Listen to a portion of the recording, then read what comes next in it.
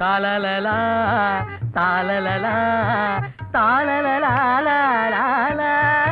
ജയദേവൻ എന്തോ ജയദേവൻ സാറ് കല്യാണിയാണ് പിടിച്ചിരിക്കുന്നത്. കല്യാണി അല്ല തങ്കപ്പ, ചുമ്മാ മണ്ടത്തരം പറയാതെ.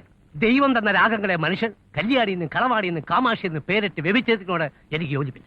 എല്ലാ രാഗങ്ങളും ഒന്ന് തന്നെ. അതെ, ആ സ്വരസ്ഥാനങ്ങളൊക്കെ ഒന്ന് കുറിച്ച് വെക്കണം. വായൊഴിഞ്ഞൊരു നേരമില്ലല്ലോ. കാരണത്ത് വായിക്കാൻ വിശ്വം എനിക്കൊരു മനോധർമ്മം തോന്നുന്നു.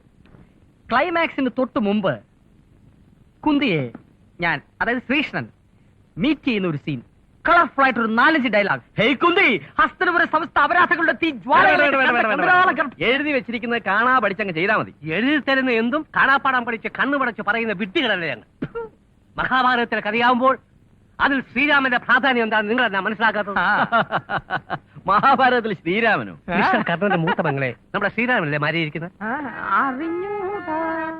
ഓഹോ, അപ്പൊ കുരുക്ഷേത്ര യുദ്ധത്തിൽ പിന്നെന്താ ഉണ്ടായത്? വായന്നു പോലെ